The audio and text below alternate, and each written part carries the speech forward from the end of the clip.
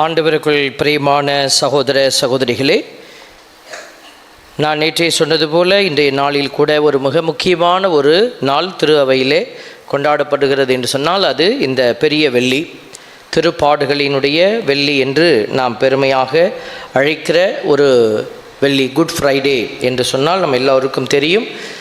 ஆகவே இந்த பெரிய வெள்ளி என்கிற இந்த நாளில் நமக்கு கொடுக்கப்பட்டிருக்கிற இன்றைய நாளினுடைய சிந்தனைக்குள்ளே நாம் கடந்து செல்கிறோம். இந்த பெரிய வெள்ளி என்று சொல்லுகிற போது இது ஒரு அழுத்தமான ஒரு செய்தியோடு நம்முடைய வாழ்க்கையில் அது இணைந்திருக்கிற, சிறப்பாக இயேசுவை ஏற்றுக்கொண்டிருக்கிற கிறிஸ்தவர்கள். இன்றைக்கி நிறைய கிறிஸ்தவர்கள் இயேசுவை ஏற்றுக்கொண்டிருக்கிறார்கள். ஆனால் நம்ம எல்லாருமே ஒரே ஐடியாலஜி, அதாவது ஒரே கருத்தியலை வைத்து பயணிக்கிறோமா அப்படின்னா இல்லை. அந்த கருத்தியலில் வேறுபாடுகள் இருக்கிற ஒரு சில நம்பிக்கையாளர்களுக்கு இயேசு ஒரு என்னது ஒரு ஒரு ஒரு ஒரு மகிழ்ச்சியின் அடையாளம். இயேசுனாலே அவர் எல்லாத்தையும் மாற்றிடுவார், அப்படி தான். ஆனால் கத்தோலிக்க திருச்சபை கொடுக்கிற அடையாளம் என்ன என்பதை கத்தோலிக்க திருச்சபையில் இருக்கிற பிள்ளைகள் கண்டிப்பாக புரிந்து கொள்ள வேண்டும். இதைத்தான் நம்ம பல பிரசங்கத்தில் சொல்லிக்கொண்டே இருக்கிறோம். இருந்தாலும் பலருக்கு அது புரியாத ஒரு புதிர். இன்றைக்கி உங்களுக்கே தெரியும், ஒரு சில பேர் கையில் கயிறு கட்டிக்கிறாங்க இல்லைங்களா? ஏதாவது வேறு நம்பிக்கைக்கு போகிறாங்க, உடுக்கடிக்க போகிறாங்க, அங்கே போய் ஒரு குறி கேட்கலான்னு போகிறாங்க, வேறு ஏதாவது ஒரு தகடு தாயத்தை மந்திரிச்சு கொண்டு வந்து வீட்டுக்குள்ளே வச்சுக்கிறாங்க, இல்லை வேறு யாருக்காவது போய் மந்திரம் பண்ணுறாங்க. இதெல்லாம் ஏன் பண்ணுறாங்க? மற்றவங்களுக்கு அவங்க அழிவை கொடுக்குறாங்க, அதை விட்டுடுவோம். இவங்களுக்கே இவங்க பண்ணிக்கிறாங்க இல்லையா? கயிறு கட்டிக்கிறது, தகடு வச்சுக்கிறது, ஏதாவது ஒரு இடத்துல போய் பூ போட்டு ஏதாவது கேட்குறது, அப்படிலாம் சொல்கிறாங்க இல்லையா? ஏன் பண்ணுறாங்க இதெல்லாம்? நம்பிக்கைன்றதை விட என்ன எதிர்பார்க்கிறாங்க?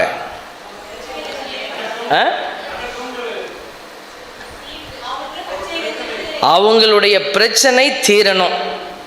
அது இயேசுவால் முடியல, அதனால் என்ன பண்ணுறேன், நான் எங்கேயாவது போய் தேடுறேன். இப்போ இன்னும் ஆழத்துக்குள்ளே போகிறோம். இப்போ டீச்சர் சொல்லிட்டாங்க, இந்த இதுதான் காரணம். அது ஒரு முதல் படி. இன்னும் கொஞ்சம் உள்ளே போய் பார்த்தோம்னா அவங்களுக்கு என்ன மனசுக்குள்ளே இருக்குது? துன்பம் எனக்கு வேண்டாம், இந்த பிரச்சனையினால் எனக்கு துன்பம் வந்திருக்குது இந்த விஷயத்தினால, அதனால் எனக்கு துன்பம் வேண்டாம் அப்படின்னு. இங்கே யாருக்காவது துன்பம் வேணும் அப்படின்னு நீங்கள் நினைப்பீங்களா?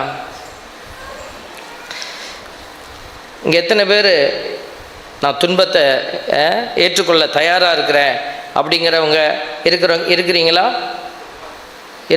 கை ஊற்றி காட்டுங்க. துன்பத்தை நான் ஏற்றுக்கொள்வேன். அம்மா 1, சிஸ்டர் 2, 3, 4 பேர் தான் கத்தோலிக்கராக இருக்கிறதுக்கு பாஸ் ஆகியிருக்காங்க. இப்போ இதில் தான் பிரச்சனை. கத்தோலிக்க திருச்சபையில் நம்ம அறிவிக்கிற இயேசு துன்பம் வேண்டான்னு சொல்கிறவங்கள இவர் பிள்ளைகளாக ஏற்றுக்கொள்ள முடியாது. அல்லது துன்பம் வேண்டாம், துன்பமே வேண்டாம் அப்படின்னு சொல்கிற பிள்ளைகளுக்கு இவர் ஆண்டவராக இருக்க முடியாது. இதுதான் இன்றைக்கி இருக்கிற மிகப்பெரிய கான்ஃப்ளிக்ட்னு சொல்லுவாங்க. இது ஒரு பெரிய போராட்டம். இந்த உலகம் சொல்லுது உன்னை துன்பமே இல்லாமல் நான் ஆக்கிடுறேன். நம்ம ஒரு காலகட்டத்தில் மாவாட்டிகிட்டு இருந்தோம் கையில். அப்போது நமக்கு கஷ்டமாக இருக்குன்னா வீட்டுக்காரரை சத்தம் போடும், வந்து ஒரு 2 ஆட்டுங்களேன். நானும் ஆட்டியிருக்கிறேன். எங்கள் வீட்டில் அப்போல்லாம் கொடைக்கல்னு சொல்லுவாங்களா, குளவிக்கல். இந்த குளவிக்கலை போட்டு ஆட்டுக்கல், குளவிக்கல் இது அது செஞ்சதில்லை. அம்மா ஆட்டுவாங்க, நம்ம சைடில் இருந்து தள்ளி விடுவோம். அப்பப்போ மாவை வர கொஞ்சம் அள்ளி வாயில் போட்டுப்போம். அம்மா சொல்லுவாங்க, இட்லி சுட்ட மாதிரி தான் அப்படி சொல்லுவாங்க. அப்போ பாருங்கள், அப்போ ஆட்டிகிட்டு இருந்தோம். அந்த துன்பத்தை போக்குறதுக்கு ஒரு ஜாமான் ஒன்று உள்ளே வந்துச்சு, கிரைண்டர் வந்துச்சு. அந்த கிரைண்டர் கூட பெரிய பெரிய மாவை தான் அரைக்கிற மாதிரி இருந்துச்சு. இந்த சின்ன சின்ன பொருளெல்லாம் அரைக்கிறதுக்கு வழி இல்லை. அதில் ஒரு கண்டுபிடிப்பு வந்துச்சு. என்னது? மிக்சி. இப்போ அதுலேயும் ஒரு சிறப்பான மிக்சி வந்திருக்கு. என்ன மிக்சி? Bullet mixie. அது பார்த்திங்கன்னா அப்படின்றதுல கொஞ்சம் பேர் நினைக்கிறாங்க, என் புருஷனையும் பொண்டாட்டியெல்லாம் போட்டு அரைக்கிற மாதிரி ஏதாவது மிஷி வந்தால் சொல்லு சாமி அப்படி நினச்சவங்களாம் சொல்லுங்கள். Price the Lord. யாருமே நினைக்கலையா அப்படி? பரவாயில்ல. இப்போ பாருங்க, இன்னைக்கு நம்ம வீட்டுகளுக்குள்ள இருக்கிற பொருட்கள் எல்லாமே ஒரு துன்பத்தை நீக்கிறதுக்காக வந்த இன்னொரு பொருள். நம்ம துன்பம் போயிடுச்சா? போகலை. இன்னமும் கவலை. இந்த ஃப்ரிட்ஜ் வந்துருச்சுன்னா என் வாழ்க்கையில் எல்லாமே முடிஞ்சிருச்சு, அதுக்கு மேலே எனக்கு கவலையே கிடையாதுங்க அப்படின்னு நினச்சோம். ஆனால் ஃப்ரிட்ஜ் வந்து 1 மாதம் வரைக்கும் அந்த ஃப்ரிட்ஜை தொட்டு பார்த்தோம். அதுக்கப்புறம் அந்த ஃப்ரிட்ஜ் ஓரமாக தான் கிடக்கும். அதை பற்றி நம்ம கவலைப்படலை. இப்படித்தான் நம்ம உலகத்தினுடைய பொருட்கள் எல்லாம் துன்பத்தை எடுப்பதாக உள்ள வந்தது. எதுவுமே துன்பத்தை எடுக்க முடியாது. இன்னைக்கு இப்படி ஒரு உலகம் நமக்கு இருக்குது. அவன் துன்பத்தை நான் எடுத்துடுறேன், என் துன்பத்தை எடுத்துடுறேன்னு சொல்லிட்டு வந்துக்கிட்டு இருக்கிற உலகம். ஆண்டவர், நான் உன்னை துன்பத்தை எடுத்துட்டு என்ன செய்யலை, உன்னை வந்து பெட் ஆஃப் ரோசஸ்ன்னு சொல்லுவாங்கல்ல, அப்படியே ரோசாப்பு படுக்கையில் வச்சு நான் அப்படியே பாதுகாப்பேன் அப்படின்னு கடவுள் எங்கேயுமே சொல்லலை. அப்போ இயேசு என்ன சொன்னார்? இதைத்தான் இன்னைக்கு நம்ம தேடி வந்திருக்கிறோம். அப்போ இயேசு இன்னைக்கு துன்பம் இல்லாத ஒரு இயேசுவை நீ பார்க்க முடியுமா? இல்லை, பார்க்கவே முடியாது. துன்பம் இல்லாத இயேசுவின் சீடனை பார்க்க முடியுமா? பார்க்க முடியாது. ஏற்கனவே நாங்கள் சொல்லிக்கிட்டே இருக்கிறோம். இந்த தவ காலத்தில் எல்லாம் நான் அடிக்கடி போன இடத்துல எல்லாம் சொல்லிக்கிட்டே இருந்த ஒரு விஷயம் இந்த விஷயந்தான். நம்ம பங்கில் சொல்லினேன், ஆனால் தவ காலத்தில் சொல்ல முடியல. ஏன்னா நீங்கள்லாம் வேறு ஒரு ஆட்கள் வந்து நமக்கு பிரசங்கம் வச்சாங்க.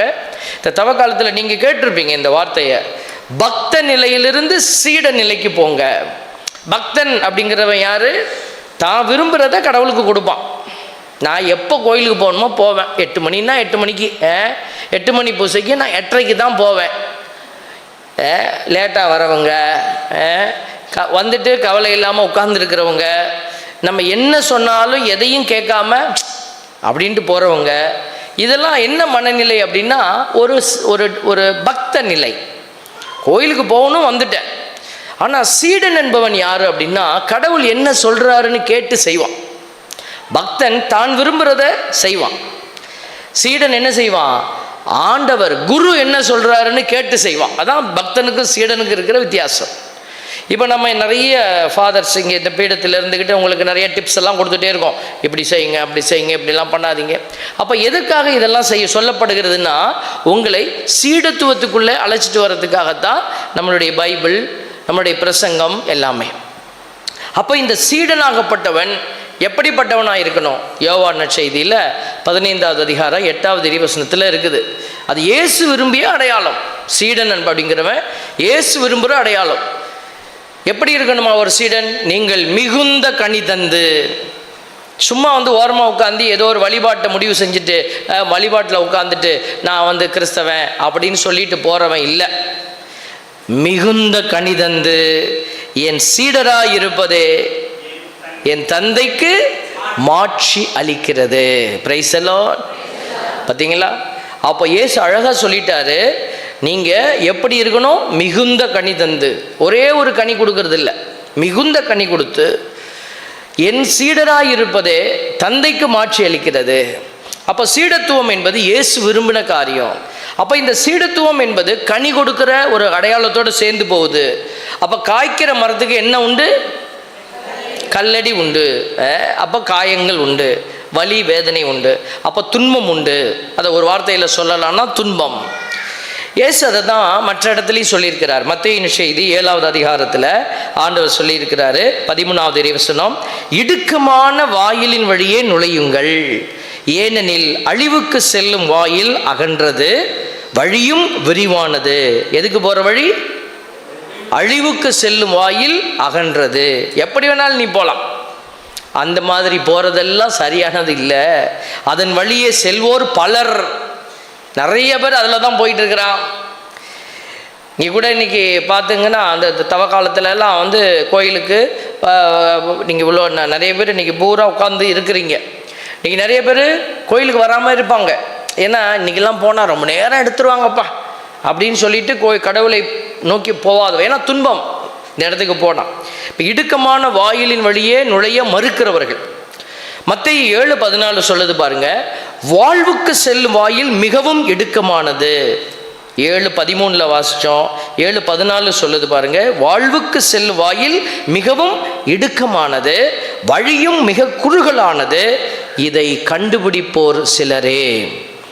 அப்போ நீங்கள் அந்த பலர் ஓடிக்கிட்டு இருக்கிற ஓட்டத்தில் ஓட போறியா, அல்லது சிலர் ஓடி வெற்றியடைய போகிறாங்களே வாழ்வுக்கான வழி, அதுக்குள்ளே நீங்கள் ஓடுறீங்களா? அப்போ அந்த குறுகலான வாயில், வாழ்வுக்கு செல்லும் வாயில் குறுகலானது அப்படின்னா துன்பம் நிறைந்தது.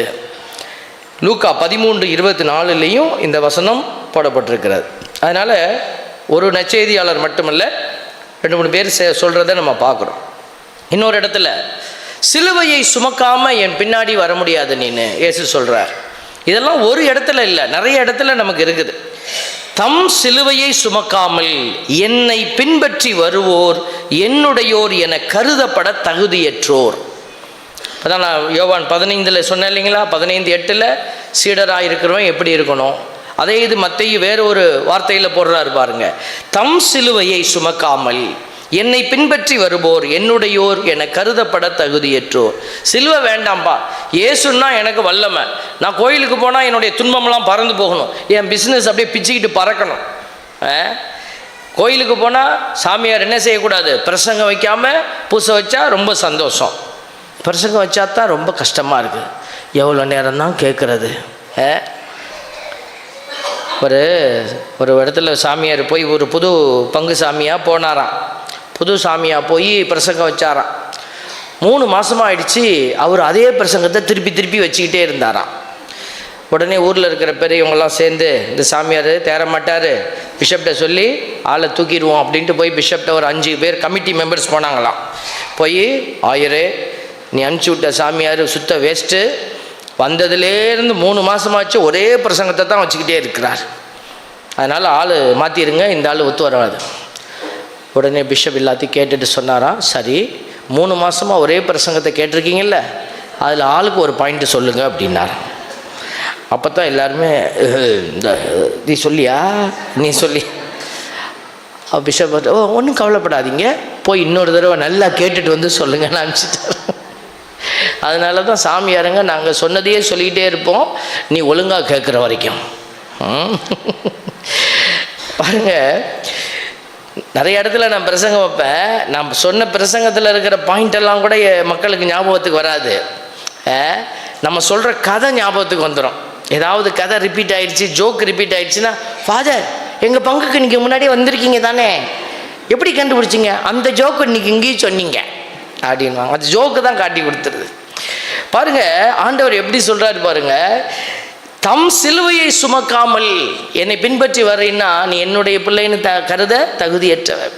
அடுத்தது லூக்கா 14:27 அதே சொல்லுது, தம் சிலுவையை சுமக்காம. அந்த வார்த்தையை பாருங்களேன், தம் சிலுவை.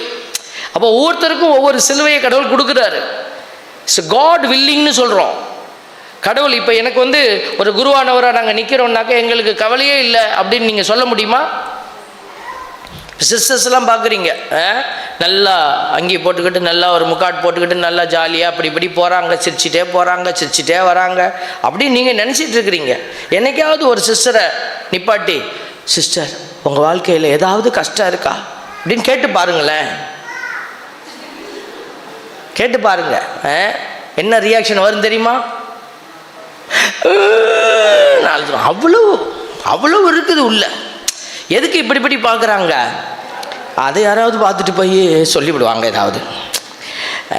சிஸ்டர்லாம் பார்க்குறாங்க, ஏன் நீ அழுவ மாட்டியான்னு. நாங்களும் அழுவோம், கதவை சாத்திட்டு உள்ளத்தான் அழுவுறோம். ஒரு பங்கில் ஒரு சாமியார் சும்மா உட்காந்துருந்தாராம், காலையில் பேப்பர் படிச்சுட்டு இருந்தார். ஒருத்தன் கண்ணாமனான்னு திட்டுனானா, ஏயா மனுஷன்னா வாழ்கிறதா என்ன சாவறதா, ஒரு நிம்மதி வேணாம் வாழ்க்கையில் அப்படி இப்படின்னு சத்தமாக. சாமியாருக்கு ஒன்றுமே புரியல. யா என்னை திட்டுற, என்ன பிரச்சனை?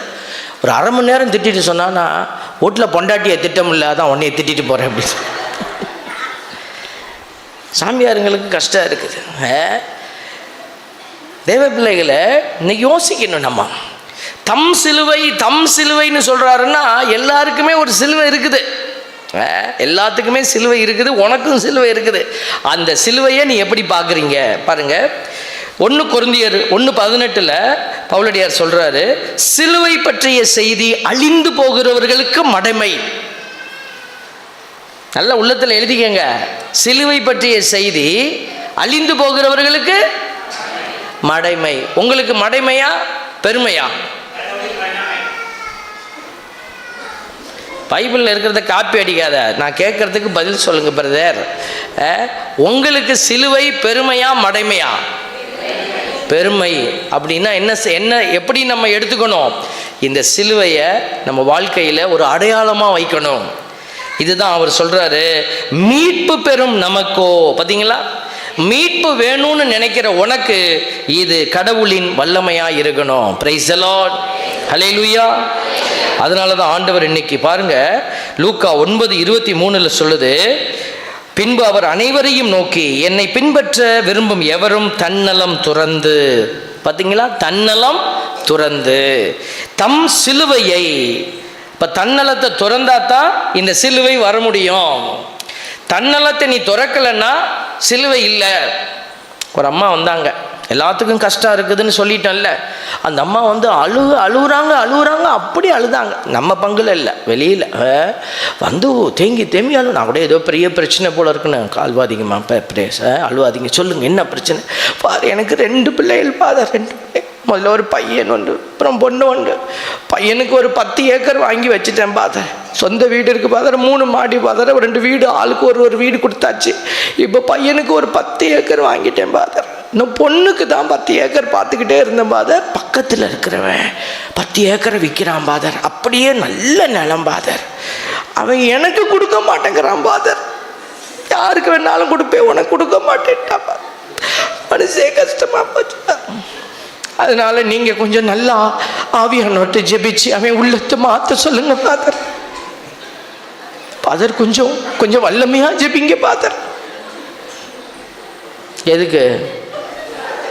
அந்த 10 ஏக்கர், அவன் கேன்சர் வந்து பாவம் அவன் கிடக்கிறான், அவனுக்கு வயிற்று வலியா விற்க போகிறான்னா அந்த 10 ஏக்கரை எப்படியாவதுனா அதுக்கு ஆவியானவர் துணையாக இருக்கணுமா. நாசமாக போகட்டும்னு நினச்சிக்க வேண்டியது தான். Price the Lord. பாருங்க, இன்னைக்கு எல்லாரும் அந்த அம்மாவுக்கு சிலுவை எது? அடுத்த வீட்டுக்கார 10 ஏக்கரை கொடுத்துட்டான்னா, ஒரு பிள்ளைக்கு இன்னொரு 10 ஏக்கரை கொடுத்துட்டோம்னா நமக்கு எல்லாம். பாருங்க பிள்ளைகளை, இன்னைக்கு அதனால தான் என்னை பின்பற்ற விரும்பும் எவரும் தன்னலம் துறந்து. இன்னைக்கு நீங்க நிறைய கவலைப்படுவீங்க, நிறைய பிரச்சனையை நீங்க சிலுவைன்னு தூக்கி வச்சுக்கிட்டு உட்கார்ந்துருக்கிறீங்க. அந்த சிலுவை பிறர் நலத்தின் அடையாளம் இல்லை அப்படின்னா அது கிறிஸ்துவின் சிலுவைக்கு அடையாளம் அல்ல. Price the Lord. புரிஞ்சவங்க எல்லாம் சொல்லுங்க ஹல்லேலூயா. புரியல போல இருக்கே, நல்லா புரிஞ்சவங்க சொல்லுங்க ஹல்லேலூயா. இன்னும் கொஞ்சம் புரிய வேண்டி இருக்குது சாமி. ஹல்லேலூயா. இன்னும் கொஞ்சம் புரியல, இன்னும் கொஞ்சம் புரியணுமா? சரி, திருப்பி சொல்லுவோம். அப்படி தன்னலம் துறந்து தம் சிலுவையை இங்க எல்லா இடத்துலையுமே இந்த வார்த்தை வருது பாருங்களா, தம் சிலுவை நாள்தோறும் தூக்கி கொண்டு என்னை பின்பற்றட்டும். பாருங்களேன், இது இந்த கான்செப்டை நம்ம உத்து பார்க்கணும். இப்போ என்னைய கடவுள் இங்கே நிப்பாட்டி இருக்கிறார், ஃபாதரை இங்கே நிப்பாட்டி இருக்கிறார். எனக்கு ஃபாதரை பார்க்கும்போது எனக்கு ஒரு கவலை வரும், இவருக்கு இப்படி தாடி வளருது, எனக்கு வளரவே மாட்டேங்குது.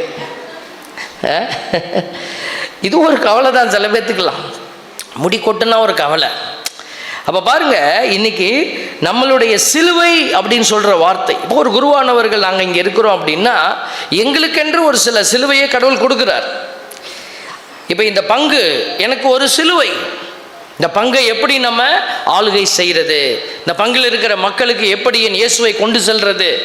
இந்த பங்கு மக்கள் என்னடா அப்படி வரவே மாட்டேங்கிறாங்க, என்கிட்ட யாருமே பேச மாட்டேங்கிறாங்க. ரோட்டில் ஒருத்தரை பார்க்குறேன், திரும்பிக்கிறாரு. ரோட்டில் அவர்கிட்ட என்ன 10 ஏக்கர் பிரச்சனையான்னு தெரியல, ஃபாதரை பார்த்தோன்னு அப்படி திரும்பிக்கிறாங்க. இவங்களையும் நம்ம என்ன செய்யணும்? அன்பு செய்ய வேண்டி இருக்கிறது. அவங்களுக்கு என்ன பிரச்சனை நமக்கு தெரியாது, நான் இறங்கி போய் நின்று பேசணும். அப்போது எனக்கு சிலுவை எது?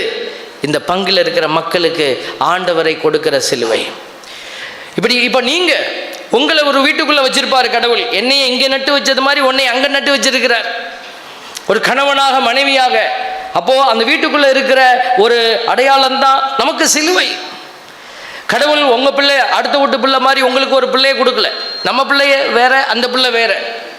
அப்போ அடுத்த வீட்டு பிள்ளையை பார்த்துட்டு அந்த பிள்ளை பாரு கணக்கில் 100 வாங்கி இருக்குது, நம்ம வீட்டு பிள்ளை கணக்கில் 20 தான் வாங்கிட்டு வந்திருக்கு. அப்போ கம்பாரிசன். நம்ம பிள்ளைகிட்ட வேற திறமைகள் இருக்குது, அதை பார்த்து பெருமைப்பட மனசு வரல. அப்போது இது ஒரு கவலையாக மாறுது. இந்த குழந்தையை ஏற்றுக்கொள்ள முடியல, கம்பாரிசன். அதனால் இன்னைக்கு அந்த மாதிரி கஷ்டப்படுற குழந்தைகளை நம்ம ஏற்று அன்பு செய்கிறதுக்கு தான் தாய் தந்தைக்கு கடவுள் கொடுக்குறார் செய்தி. ஏற்றுக்கொள்ள முடியாத நிலையில் இருக்கிற கணவன், ஏற்றுக்கொள்ள முடியாத நிலையில் இருக்கிற மனைவி. தொடக்க நூல் 2:1 சொல்லுது. தொடக்க நூலில் 2:1 கடவுள் எல்லாத்தையும் படைச்சாரு. படைச்ச பிற்பாடு உத்து பார்த்தாரு, எல்லாம் நிறைவு எழுதியிருந்தன. மைக்கு நிறைவு, லைட்டு நிறைவு, ஃபேனு நிறைவு. இப்போ இங்கே நிற்கிற உட்கார்ந்துருக்கிற நீங்கள் சொல்ல முடியுமா, என் பொண்டாட்டி 100% நிறைவு, என் புருஷன் 100% நிறைவு சொல்ல முடியுமா? நான் மக்கள்கிட்ட தியானத்திலலாம் வேறு மாதிரி கேட்பேன். கடவுள் ஒருவேளை உங்களுக்கு ஒரு சான்ஸ் கொடுத்தாருன்னா அடுத்த ஜென்மத்தில், ஜென்மம்லாம் இல்லை சும்மா பேச்சுக்கு, அடுத்த ஜென்மம்னு ஒன்று இருந்ததுன்னா எத்தனை பேர் இதே புருஷன் இதே பொண்டாட்டி வேணும்னு கேட்டு வாங்கிப்பீங்க? கை தூக்கி காட்டுங்கன்னு சொல்லுவேன். அங்கே ஒருத்தவங்க தூக்கிட்டாங்க, 2 பேர் தூக்கிட்டாங்க. ஏன் தெரியுமா? அவங்க சொன்ன இதை மாதிரி ஒரு இழிச்சவாய் இன்னொரு தடவை கிடைக்க மாட்டான் சார். ஒன்றுமே தெரியல சாமி, எதை சொன்னாலும் நம்புவார் சாமி. வரம்மா சொன்னாங்க, இந்த புருஷன் நல்ல புருஷன் சாமி, எதை போட்டாலும் திம்பாச்சா, இது வேணும் அது வேணும்னு கேட்க மாட்டார். பாருங்க, ஒரு அம்மா பயந்துக்கிட்டே தூக்குனாங்க. மூஞ்சி பார்த்தா அப்படியே பயங்கரமாக இருந்தது. நான் பூசை முடிச்சுட்டு கேட்டேன், ஏம்மா ரொம்ப கவலையாடு தூக்குனீங்களேம்மா அப்படின்னு. அடையான் சாமி, நீ வேற நேரம் கெட்ட நேரத்தில் கேட்டுவிட்டேன். அந்த ஆள் அங்கே தான் உட்காந்துருந்தான் சாமி, வீட்டில் போனால் அடிப்பான் சாமி, எவனடி நினச்சிட்டு உட்காந்துருந்தேன்னுவான். அதனால நான் செவம் பண்ணிக்கிட்டேன், ஆண்டவரே இதை கணக்கில் வச்சுக்காதப்பா. ஆனால் நிறைய பேர் தூக்கலை. ஒருத்தர் கை அப்படி தான் வச்சுருந்தார் பாருங்க, டபக்குன்னு கீழே வச்சுட்டார். எங்க கடவுள் கணக்கில் தப்பாக போட்டுருவாரோ?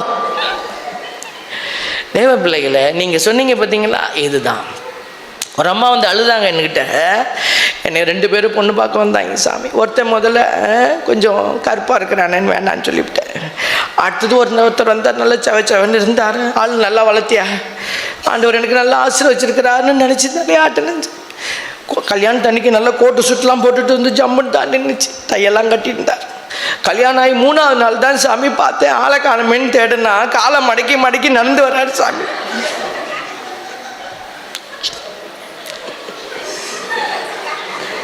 பிள்ளைகளுக்கு புரியணும்ல, என்னதுக்கு நடந்து வந்தார் அப்படி. அவன் சொல்கிறான், எல்லாம் எனக்கு தெரியுமியா பையா அப்படின்றான். நீ எனக்கெல்லாம் விளக்கம் சொல்ல வேண்டாம், எங்கள் ஆயப்பனுக்கு முதல்ல விளக்கம் சொல்ல, அவங்களுக்கு தான் ஒன்றுமே புரியாது.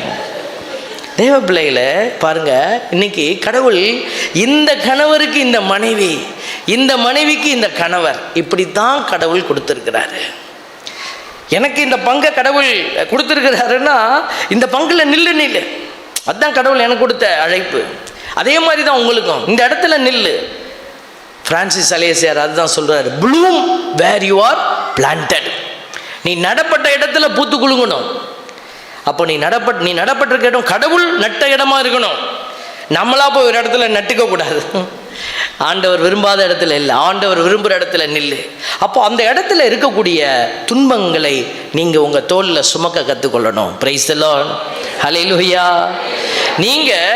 நான் எல்லாருமே நீங்கன்னா உங்களுக்கு மட்டும் இல்லை, நாங்களும் அப்படி தான். இப்போ நாம் மோட்சத்துக்கு போகும்போது கடவுள் எந்த சொத்தை எடுத்து பார்ப்பார்? பேங்க் பேலன்ஸ் அங்கே இருக்கணும். ஆண்டவர்கிட்ட பேங்க் பேலன்ஸ் இருந்தால் தான் உங்களை மோட்சத்துக்கு விடுவாங்க.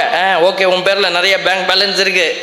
நான் பேங்க் பேலன்ஸ்னோடனே நீங்கள் உடனே பணத்தில் பார்க்கக்கூடாது. அது எப்படி பார்க்கணும்? துன்பத்தில் பார்க்கணும். நீங்கள் இந்த உலகத்தில் எந்த பலனையும் எதிர்பார்க்காம பிறர் அன்போடு நீ உன்னைய கொடுத்துருந்தீன்னா அந்த இடத்துல உனக்கு எல்லாம் ஏறி நிற்கும். நோயுற்ற உன்னுடைய கணவர், நோயுற்ற மனைவி, நோயுற்று இருக்கிற மாமியார், நோயுற்று இருக்கிற மருமகள், வயதாகி போன தாய் தந்தை தூக்கி குப்பையில் போடுற மாதிரி எங்கேயாவது ஒரு ஹவுஸில் தூக்கி போட்டுட்டு காசு இருக்கு, எவ்வளோ வேணும்? 5000 10,000, take care of my father. பாருங்கள், இன்றைக்கி நிறைய பேர் அப்படி செய்கிறாங்க. இல்லை, நீ அவர்களை பார்த்து அந்த துன்ப நேரத்தில் அவர்களோடு நீ பயணிக்கிற பொழுது, அதனால நீங்க நினைச்சிட்டீங்க நீ அவருக்கு உதவி செய்யறன்னு. இல்லை, அவர் தான் உனக்கு உதவி செய்கிறார். எதுக்கு? மோட்சத்துக்கு போறதுக்கு. அதனால தான் சொல்லுவேன், மருமகள்களே, மோட்சத்திற்கான அந்த திறவுகோல், நீங்க மோட்சத்துக்குள்ள போறதுக்கான சாவி யார் கையில் இருக்குது? ஓ மாமியார் கையில் இருக்குது. மாமியாருக்கு திறவுகோல் எங்க இருக்குது? மருமக கையில தான் இருக்குது. அதனால ஒருவரை ஒருவர் தாங்கி போங்க. பாருங்க, துன்பத்தை தாங்குகிற அந்த வல்லமை. அதனால தான் இயேசு சாமி இந்த பாடுகளை எல்லாம் பார்க்குற போது ஆண்டவர் இயேசு பலியானார்.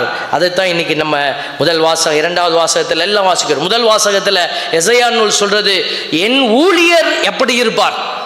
தந்தையினுடைய அடையாளம் ஊழியர். தந்தைக்கு ஊழியராக இருக்கத்தான், சர்வெண்ட் ஆஃப் காட். இன்னைக்கு அதை தான் வேற வார்த்தையில் சொல்றோம், டிசைபிள், சீடன். இயேசுவுக்கு சீடன் எப்படி இருப்பான்? தந்தையை மாட்சிப்படுத்துகிற இயேசுவின் அடையாளமா இருப்பான். அப்ப இயேசு எப்படி இருந்தாரு? தந்தையினுடைய திட்டத்திற்கு கீழ்ப்படிந்தாரு.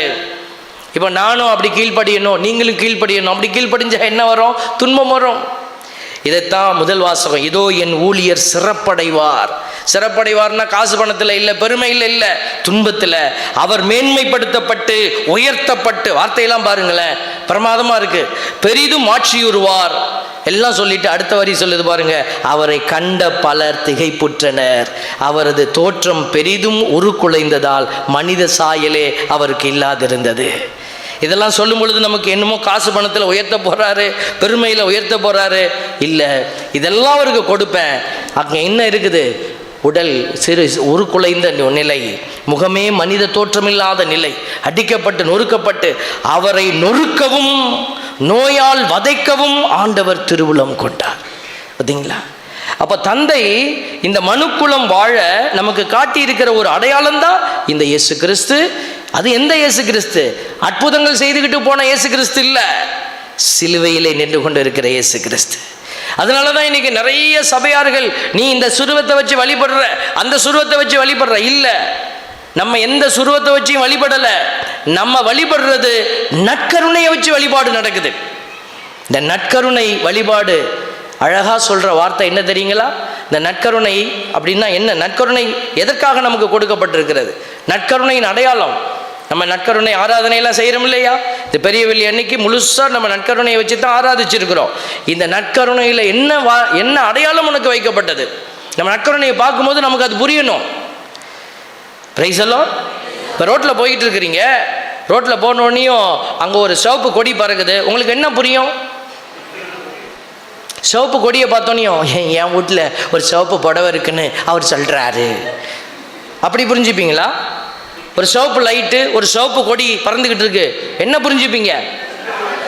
அங்கே போகக்கூடாது, ஏதோ ஒரு பெரிய பள்ளம் நோண்டி போட்டிருக்கிறாங்க, ஆபத்து இருக்குது என்கிட்ட. அப்போ நற்கருணையை பார்க்கும்போது நீ வெறும் வெள்ளை அப்பத்தை அப்படியே பார்க்கக்கூடாது, அது காட்டுற அடுத்த அடையாளம் ஒன்று இருக்குது. அதுதான் நம்ம ஜெபத்தில் சொல்கிறோம். நற்கருணை ஆராதனைக்கு முன்னாடி சாமியார் சொல்கிற ஜெபத்தில், இறைவா இந்த வியப்புக்குரிய அருள் அடையாளத்தில், நற்கருணையில் உம்முடைய பாடுகளின் நினைவை எங்களுக்கு விட்டு சென்றீர். பிரைஸ் எல்லாம். நற்கருணையில் ஆண்டவர் என்னத்தை விட்டுட்டு போனாரு? பாடுகளின் நினைவு. அதைத்தான் ஆண்டவர் இந்த இடத்துல சொல்றாரு பாருங்க, அவர் தம் உயிரை குற்ற நீக்க பலியாக தந்தார். பழைய ஏற்பாட்டில் ஆடு பாருங்க, பழைய ஏற்பாட்டில் இந்த ஆட்டை பற்றி ஒரு கதை இருக்குது, ஆட்டை பற்றி ஒரு சம்பவம் இருக்குது, கதை இல்லை. ஆடை பாலைவனத்தில் என்ன செய்வாங்கன்னாக்க, பழைய ஏற்பாட்டில் இது ஒரு செயலாக செய்துட்டு இருந்தாங்க. பழைய ஏற்பாட்டில் என்னென்ன செஞ்சுக்கிட்டு இருந்தாங்களோ அதெல்லாம் தந்தை என்ன செய்தார்? எடுத்து அதை தன் மகன்கிட்ட வச்சு செய்து காட்டினார். அதான் இயேசு. தந்தை என்னென்ன தன்னை வச்சு செய்யணும்னு நினைச்சாரோ அதெல்லாம் செய்யறதுக்கு அனுமதிச்சாருங்க. கீழ்ப்படிந்தார் அப்படிங்கிற ஒரு வார்த்தை இருக்குது பார்த்தீங்களா? அது ரொம்ப ஆழமான வார்த்தை. அந்த வார்த்தை வெறும் சும்மா கேட்டுட்டு கீழ்ப்படிந்தாராம் இல்லை இல்லை, எப்படியெல்லாம் ஒரு ஆடு, அதுக்கு இணையா இயேசுவை கொண்டு போய் செம்மறி புருவைன்னு இன்னைக்கு பெருமையாக சொல்கிறோம். அன்னைக்கு நீ தான் அந்த ஆடு போ, தந்தை அதை தான் சொன்னார். இப்போ பாருங்கள், பழைய ஏற்பாட்டில் ஒரு அடையாளம் இருக்குது, இதை தெரிஞ்சுக்கணும் இல்லைங்களா? ஒரு ஆட்டை பிடிப்பாங்க, ஆட்டை பிடிச்சி அந்த ஆட்டு மேலே என்ன செய்வாங்க? கையை வச்சு குருவானவர் எல்லாருடைய பாவத்தையும் அது மேலே வச்சு ஜெபம் பண்ணுவார். ஜெபம் பண்ணி பாலைவனத்தில் ஓட்டி விடுவாங்க. அந்த ஆடு ஒரு போக்கு ஆடுன்னு சொல்லுவாங்க, போக்கு ஆடு. அந்த ஆட்டை ஓட்டி விட்டுருவாங்க. அந்த ஆடு தண்ணி இல்லாமல் சாப்பாடு இல்லாமல் பாலைவனத்தில் அது அப்படியே செத்து மடியும், தனிமைப்படுத்தப்படும். இன்னொரு ஆடு தெரிந்தெடுக்கப்பட்டு சீட்டு குலுக்கி போட்டு தெரிந்தெடுக்கப்பட்டு வெட்டப்பட்டு ரத்தம் சிந்தும். பைபிளில் இருக்குது பாருங்கள், உங்களுக்கு காட்டுறேன். லேவியர் 16 அதிகாரத்தில்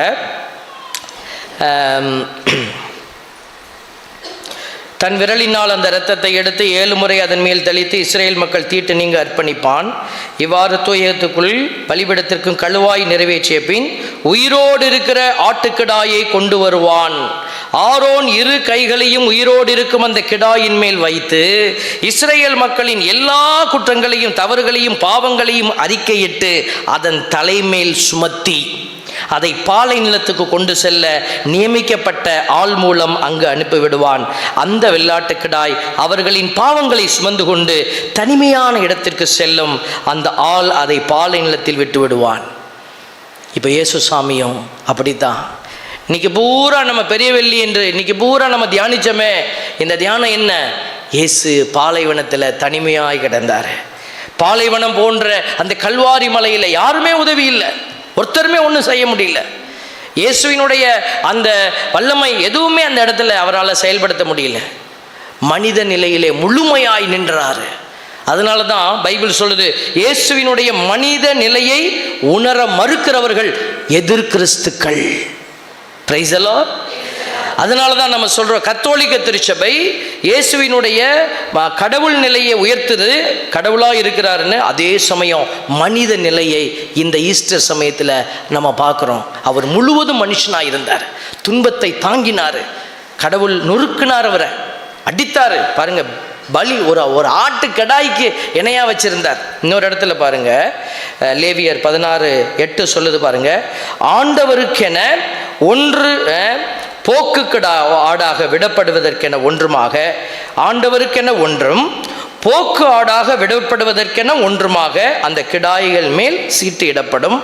ஆண்டவருக்கென சீட்டு விழுந்த ஆட்டுக்கிடாயை பாவம் போக்கும் பலியாக செலுத்த வேண்டும், வெட்டிய இரத்தத்தை சிந்துவாது.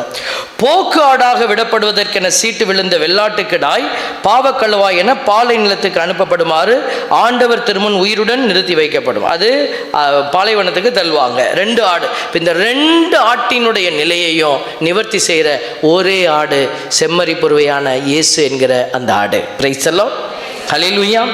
பாருங்க, இதெல்லாம் பைபிளில் இருக்குன்னு உங்களுக்கு தெரியணும் இல்லையா? இப்போ நீங்கள் தெரிஞ்சுக்கிட்டீங்களா இல்லையா? இப்படி ஒரு விஷயம் இருக்குன்னு உங்களுக்கு எத்தனை பேருக்கு முன்னாடி தெரியும்? சிஸ்டருங்களுக்கு தெரியும், 1-2 பேர் தெரியும், மற்றவங்களுக்காக தெரியாதில்ல.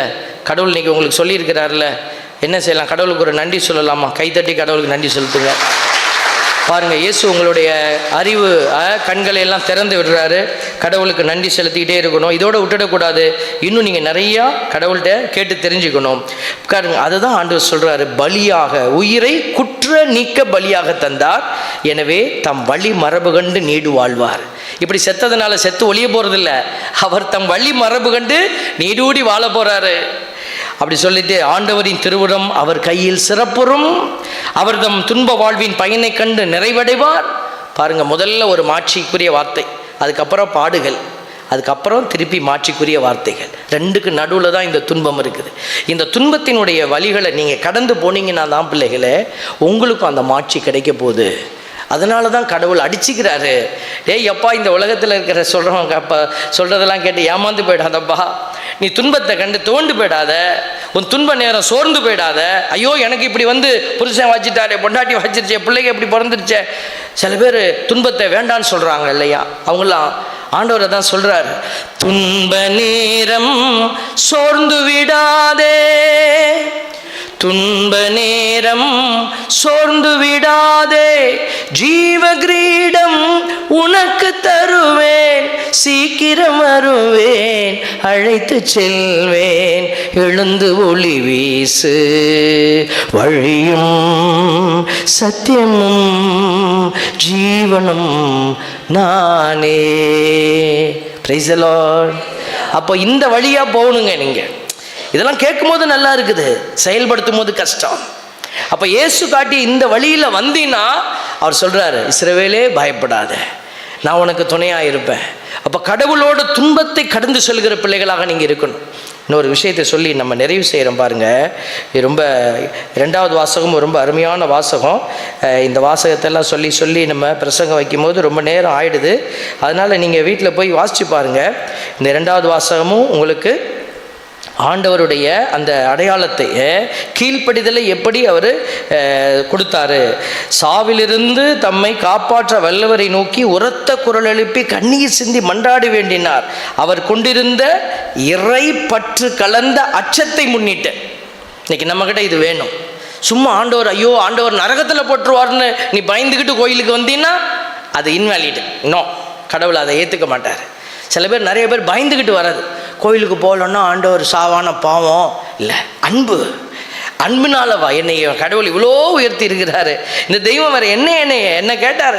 வேறு என்ன கேட்டார்? என்ன தங்கத்தையும் பொண்ணையும் கொண்டு வந்து கொட்டு நான் சொல்கிறாரு? இல்லையே, என்னை தேடி வா மகனே, என்னை தேடி வா. நான் உனக்கு இன்னும் ஆசீர்வாதத்தை தருவேன். உன் பிள்ளைகளின் பிள்ளைகள் வாழ்கிறத நீ காணும்படி செய்வேன். ஆண்டவர் எவ்வளோ பெரிய ஆசீர்வாதம்.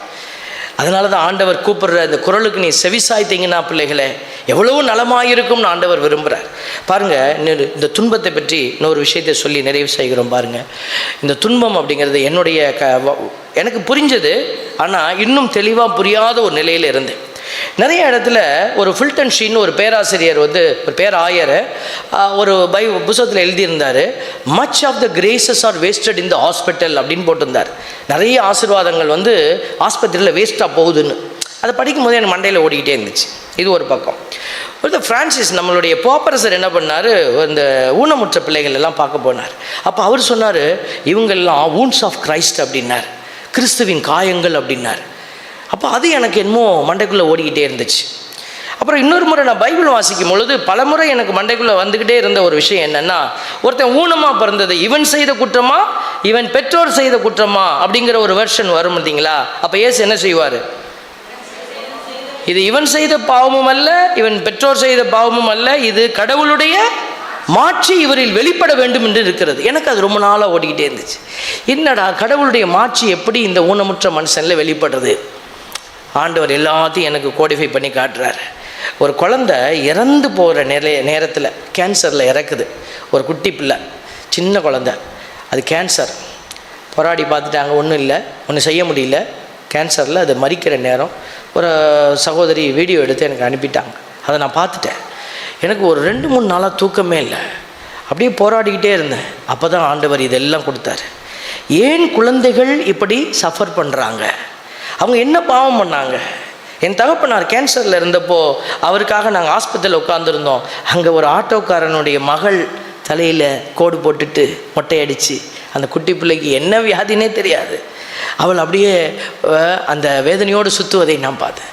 அவளுக்கு வலி அதிகமாக இருக்கும்போது அப்பாவுடைய தோளில் அப்படியே துவண்டு அந்த பிள்ளை கிடக்கும். அந்த ஆட்டோக்கார பையன் அப்படியே தோளில் தூக்கிக்கிட்டு அந்த பிள்ளையை அப்படியே ஆட்டிக்கிட்டே சுற்றிட்டு இருப்பான். எங்கள் அப்பா வயசாகிட்டு 60 வயசில் துன்பப்பட்டார். ஆனால் இதெல்லாம் 6-7 வயசில் துன்பப்படுது. யோசனை ஓடிக்கிட்டே இருந்துச்சு பிள்ளைகளே. ஆண்டவர் சொன்னார், ஐ நீட் இன்னசென்ட் சஃபரிங். எனக்கு இந்த உலகத்தை காப்பாற்றுறதுக்கு நல்லவர்களுடைய துன்பம் வேணும். அப்போ தான் பேதுருவினுடைய கடிதத்தை எடுத்து காட்டினார். பேதுரு அவருடைய கடிதத்தில் எழுதியிருக்கிறாரு, நீ கொலைகாரனாவோ நீ திருடனாவோ அடுத்தவன் காரியத்தில் ஈடுபடுறதுனால வர துன்பமாகவோ இருந்தால் அது கடவுளுக்கு ஒத்து வராது. நீ நன்மை செய்து நீ துன்புற்றினா அது ஆண்டவருக்கு தேவை.